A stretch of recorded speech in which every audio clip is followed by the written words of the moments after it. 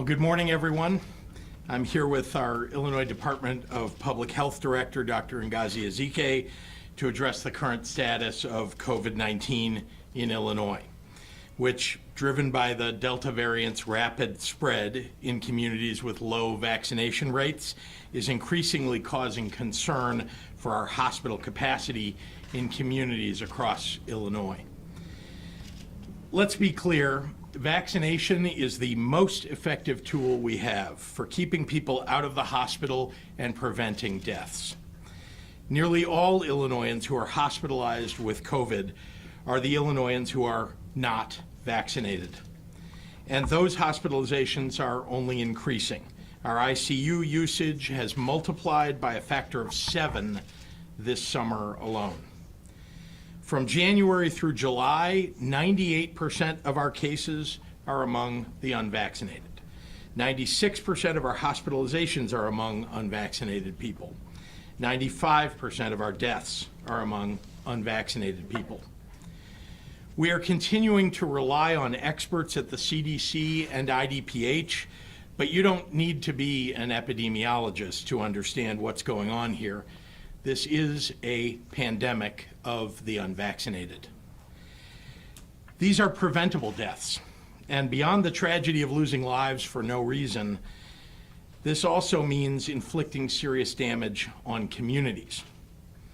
That's because the regions with the lowest vaccination rates are the regions where there are fewer hospitals and lower hospital capacity.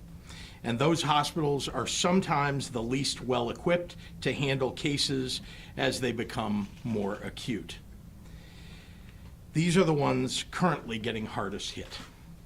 In southern and east central Illinois, fewer than half of residents are fully vaccinated, compared with over 70% in suburban Cook County. And today, our 7-day rolling average for ICU bed availability in southern Illinois is 3%. 3%. During the spring surge, the lowest ICU bed availability anywhere in the state never dropped below 15%. Don't think hospitals in other regions aren't challenged by this current surge. They are. But they started out with greater capacity, and even with more ICU beds, they are seeing availability diminish every day. For all of our hospitals, in descending order of need, we're providing resources and staff to help. But to be frank, healthcare staff are in short supply, in part because hospitals in surrounding states we might draw staff from are in worse shape than Illinois. At the end of the day, as it has always been during this pandemic, the best way to manage this situation is for people and communities to prevent sickness by slowing transmission with masks and vaccinations. So if you're an elected leader from one of those highly infected communities and you're spending your time resisting masks instead of working to get your people vaccinated, then your definition of public service looks a whole lot different than mine. Earlier this month, I announced masks must be worn in all of our daycares, all our P12 schools, and all our long-term care facilities, regardless of vaccination status. Another step to protect the most vulnerable among us, the elderly and unvaccinated children and their families. We also required vaccinations for all state employees who work in congregate facilities and encouraged the private sector to follow suit. Already we've seen employers like Loyola Medicine, Northwestern Medicine, U of I Health, OSF Healthcare, Rush Medical, Southern Illinois Healthcare, Advocate, Aurora Health, Lurie Children's Hospital, U Chicago Medicine, and Heritage Nursing do just that, and I thank them for their partnership. Unfortunately, our current vaccination levels are not enough to blunt the ferocity of the Delta variant hospitalization surges in some regions. Hospital administrators are asking for more help to manage the sheer number of incoming patients, who, I'll emphasize again, are almost exclusively individuals who have chosen not to get the life-saving vaccine. Hospital ICU beds are filling up once again. Our hospital leaders look at their counterparts in southern states where low vaccination rates mirror the Illinois communities they serve, and they fear the worst is yet to come for us. To put it bluntly, because of the Delta variant, hospitals are again fighting the battle that we had hoped would be behind us by now. I can't begin to imagine how frustrating this must be for them. They've spent 18 months on the front lines fighting this virus. The tool to bring an end to the pandemic, vaccines, is readily available, but your neighbors aren't taking it. Many because they're being misled. And then these healthcare heroes have to put your own health and their families' lives at risk, having to take care of people who could have prevented their serious illness with a simple shot. Since the first COVID-19 vaccines were authorized last December, more than 8.2 million Illinoisans have received at least one dose of the vaccine. That's 76% of our eligible population, and when you factor in our under 12 population, 65.2% of our overall population. We are proudly the most vaccinated state in the Midwest. But what that statistic doesn't show is where our most vulnerable residents are the least protected. We have communities where the vaccination rate is in the teens or in the 20s, but their kids are just as deserving of safe in-person learning as those who are in the most protected communities. We have nursing homes where staff is less than 25% vaccinated, but those residents are just as deserving of a safe home as their counterparts in our most vaccinated facilities. Vaccination remains our strongest tool to protect ourselves and our loved ones, to restore post-pandemic life to our communities, and most crucially, to maintain our healthcare system's ability to care for anyone who walks through their doors that needs help. I'm sure that if people understood that being unvaccinated could take a hospital bed from an accident victim, they might go get vaccinated. Unfortunately, we are running out of time as our hospitals run out of beds. Today, I'm announcing a series of additional vaccine requirements aimed at protecting our most vulnerable residents, unvaccinated children and their families, and the ability of hospital systems to handle this surge. In Illinois, vaccines will be required for all P-12 teachers and staff, all higher education personnel, all higher education students, and healthcare workers in a variety of settings such as hospitals, nursing homes, urgent care facilities, and physicians' offices. Effective September 5th, individuals working in these settings who are unable or unwilling to receive their first dose of vaccine will be required to get tested for COVID-19 at least once a week, and DPH and ISB may require more frequent testing in certain situations, like in an outbreak. The COVID-19 vaccine has been available to the public for many months.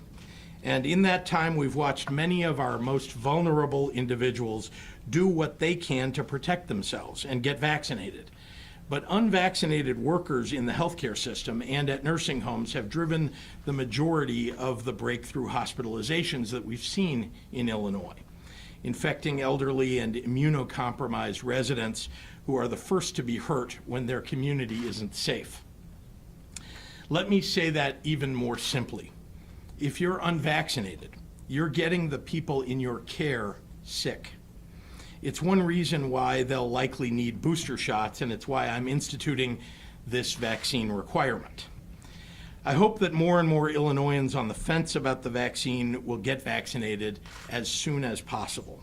Remember, these vaccines are doing what they're designed to do, essentially to eliminate the risk of hospitalization and death.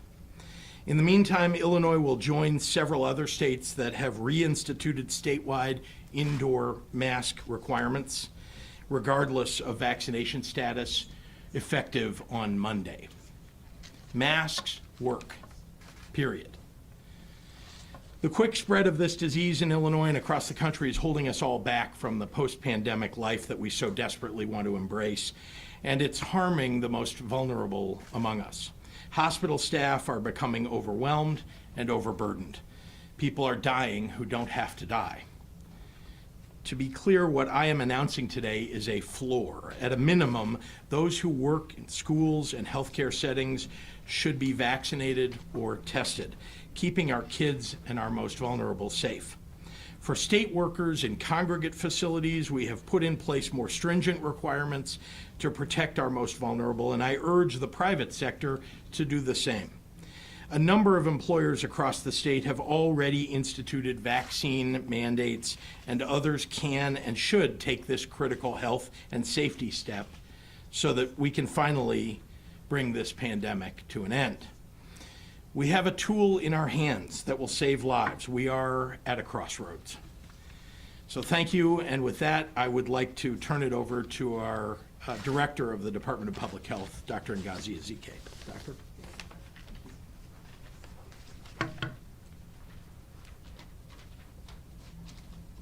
Good morning. As of last night, 2,184 individuals in Illinois were reported to be in the hospital with COVID-19. And of those, 489 were in the ICU and 241 were on ventilators. It's been months and months since I've been reporting these numbers during press briefings, and I was hoping we'd never have to be here again. But right now, we're seeing 220 individuals being admitted to the hospital every day with COVID. The last time we saw this high a number was in May. Cases reported today are more than 40 times higher than the low that we appreciated earlier this summer. We are facing ICU hospital shortages. The ICU beds have run out, particularly in southern Illinois and parts of central Illinois, where the vaccination rates are the lowest. In Region 5, southern Illinois, the least vaccinated region of the state, there was only one ICU bed available on Tuesday. And that's not just one bed, one ICU bed for a COVID patient. That's one ICU bed in the entire region for the 20 counties that it serves for anyone, whether it's appendicitis, a car crash, any kind of injury that would need a bed. Most hospitals in different areas of the state are reaching capacity as well. The number of people in Illinois ICUs with COVID is 7 times higher than it was at our low point this summer, just on July 7th. At the rate we're going, Region 5 will not have any ICU beds as soon as tomorrow, and potentially next week for Region 4. Regions 3 and 6 could run out of ICU beds in mid-September if the number of people being admitted to the hospital every day continues at its current rate. Our poor healthcare workers have been in this stressful work environment for a year and a half, and they are tired and somewhat frustrated because we do have the tools that will help keep people out of the hospital. These hospitalizations are preventable, and vaccination is our tool. On Monday, the FDA approved the Pfizer COVID-19 vaccine for everyone 16 years and older. For people who were hesitant because the vaccine had, quote, not yet been approved or was, quote, experimental, that excuse is gone. I urge you now to go and get vaccinated. FDA's full approval of the COVID-19 vaccine after tens of thousands of clinical trial participants and months of real-world data should help reassure everyone who has concerns about getting vaccinated. But let's not forget the other effective tool that we had before we had vaccines, our masks. Wearing a mask continues to be one of the simplest, cheapest ways to reduce the spread of COVID-19. And there is robust scientific evidence that widespread use of masks, including the non-medical masks, do in fact prevent the spread of COVID-19. And with our kids in school who are too young to even be vaccinated, masking is the best way for them to actively protect themselves from COVID. For some schools, they've only been in for a few days or just a couple of weeks, and we've already seen outbreaks and kids being sent home because they weren't wearing masks. This includes an outbreak in the Carlisle School District in Southern Illinois, where already dozens of students have tested positive and hundreds of students have been placed in quarantine. If we actually want our kids to be in school for in-person learning, masking is a great protection and our best bet. The bottom line is masks are effective. Vaccines are effective. But until more people are vaccinated, we need to take the steps to protect our healthcare workers, protect our hospital resources, and protect our most vulnerable. Thank you so much. I'm going to repeat these comments in Spanish. En este momento, estamos viendo aproximadamente 220 personas ingresadas en el hospital cada día por COVID-19 y nos enfrentamos a la escasez de camas en las unidades de cuidados intensivos en los hospitales. En la región 5, al sur de Illinois, la región menos vacunado en el estado, había solo una cama disponible en la unidad de cuidados intensivos el martes. Y esa no es solo una cama para un paciente con COVID-19. Esa es una cama solo para cualquier persona en un accidente automóvil con trauma y heridas severas o cualquier persona que experimente insuficiencia cardíaca que necesita cuidados intensivos. Muchos hospitales en diferentes áreas del estado están alcanzando su capacidad. El número de personas en las unidades de cuidados intensivos de Illinois con COVID-19 es 7 veces más alto de lo que estaba en el punto más bajo este verano, hace menos de 2 meses. La vacunación es nuestra mejor herramienta. El lunes, la FDA aprobó por completo la primera vacuna contra COVID-19. Después de decenas de miles de participantes en ensayos clínicos y meses de datos del mundo real, deberían ayudar a tranquilizar a cualquier persona que tenga inquietudes de vacunarse. Otra herramienta eficaz que tememos son las máscaras. Usar una máscara continúa siendo una de las formas más simples de reducir la propagación de COVID-19. Existe evidencia científica sólida de que el uso de generalizado mascarillas, incluidas las no médicas, previene la propagación del COVID-19. Para algunas escuelas, solo han pasado un par de días desde que comenzaron las clases y ya estamos viendo brotes y niños siendo enviados a casa.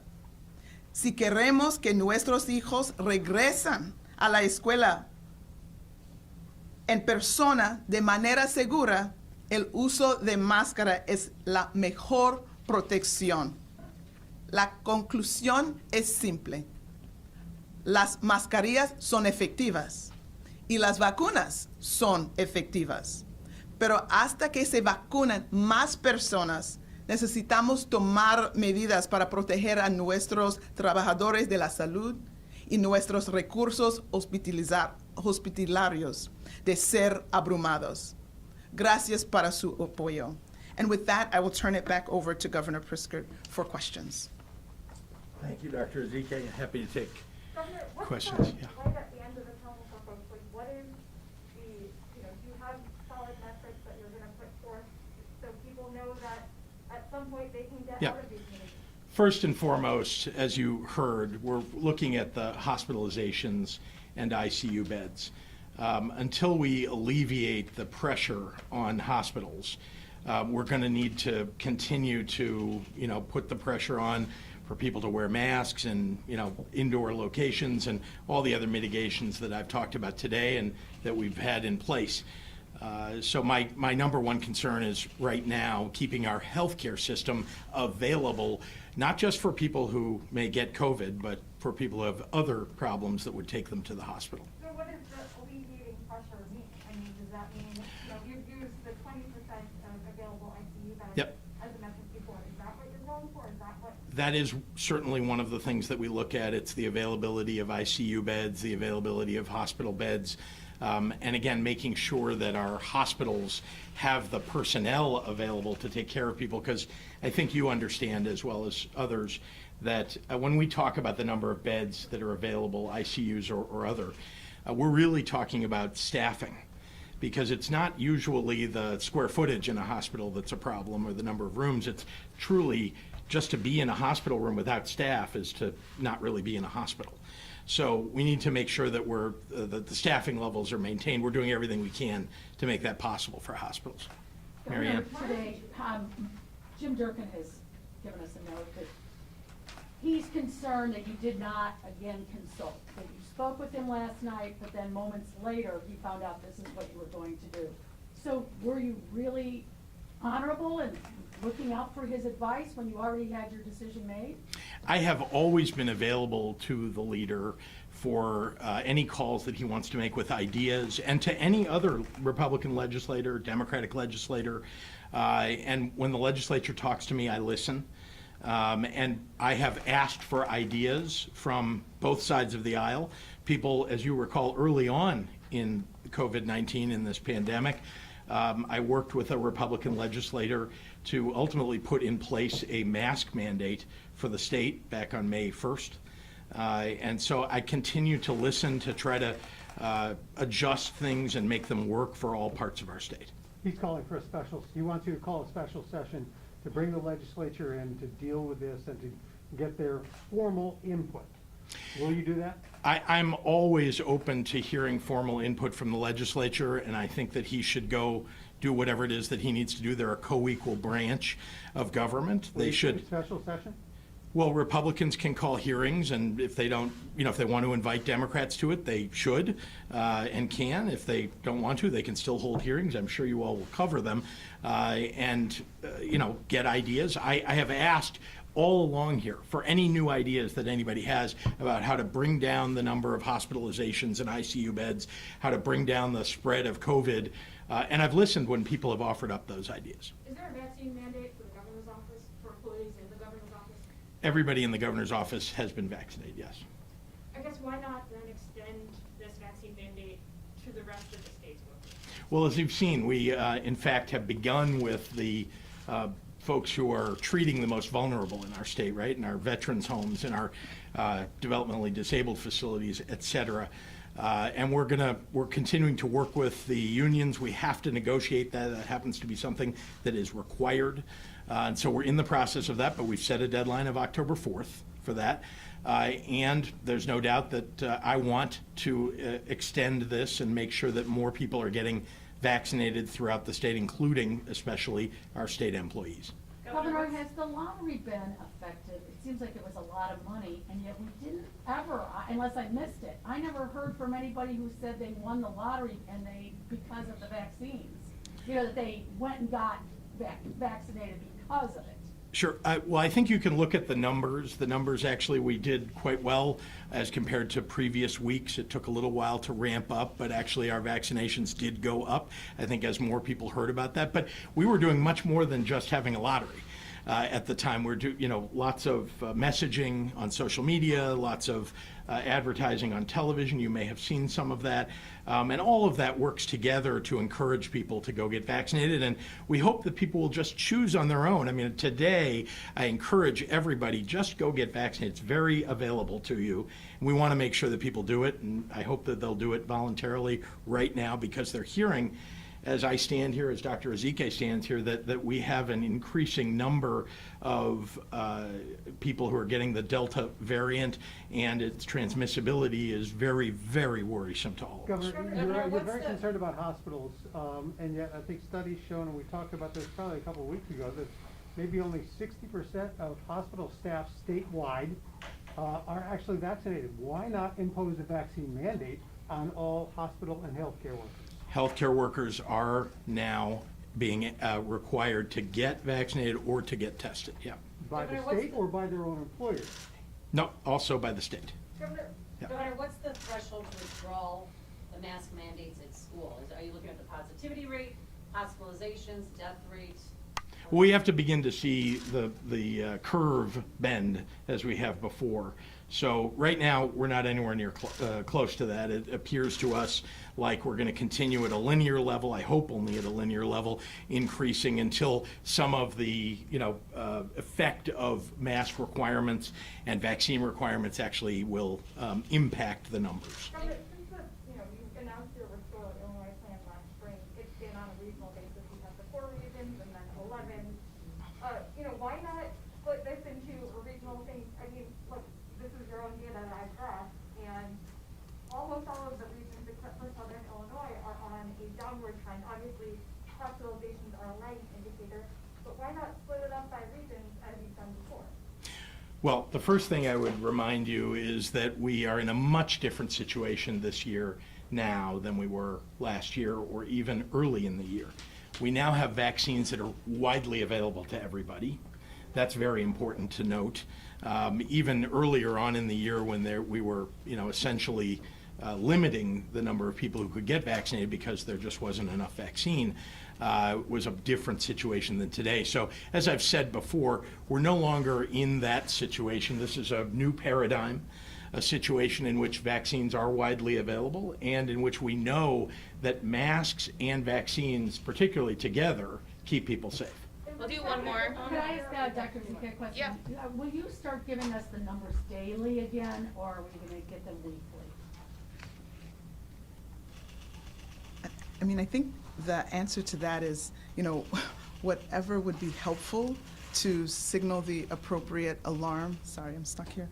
Signal the appropriate alarm and make sure that people are educated with what is happening, if that is what is helpful. Obviously, it is a resource and time on our already stretched out staff, but we want to make sure that we make the data available to people so that they can make the most informed I would think decisions. you all have that.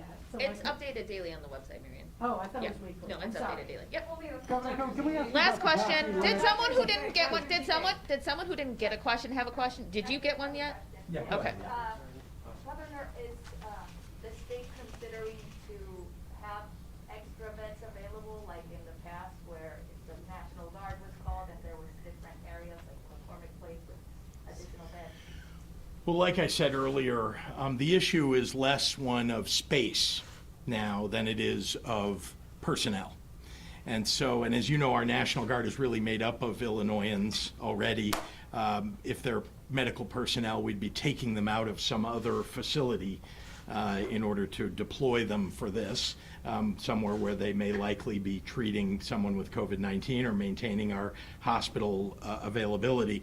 So the answer is no. We don't currently have a plan to build out more space or to put more beds in somewhere. Our biggest concern is staffing. And again, we've deployed staffing from state government, what we have available and what we've contracted for and kept in place those contracts, to places like Southern Illinois where this is the biggest problem of any region. All right. This is the last one. Craig, last one. Okay, Marianne, Craig, and then we're done here. Yeah. So the question about capacity limits, obviously you're talking about indoor masks, so Yeah. we've got, issues of how many people can be in there, if they're gonna be crowded in with masks. Are you considering any kind of capacity limits, and if not, why not? Well, as I've said, there's obviously a menu of things you've seen us deploy over the course of the last year and a half. That's not something that we're currently looking at. I wouldn't hope or anticipate that we would go back to something like that. But again, I think we all know when these numbers get to a place where it gets out of control, or it's at a place where we truly can't treat people in hospitals, you have to take further steps. So I don't anticipate that we'll get there, and that's not something that's currently on the table. Marianne. Governor, are your campaign commercials, were you too soon? It seemed as if you were saying mission accomplished. Oh, no, that's not the case. I'll just say, number one, I think one of the messages here has been that the people of Illinois actually have done most of the work here to keep people safe. It's they who are wearing masks. It is they who are getting vaccinated. And so, you know, to the extent there's any advertising about it, it's really just about leadership. It's about just reminding people that when you're in a crisis, it takes real leaders to step up and do the right thing. Thanks, Governor, everyone. can you Thank you. detail the studies on which you're making this decision for a statewide mask mandate? People just want to know.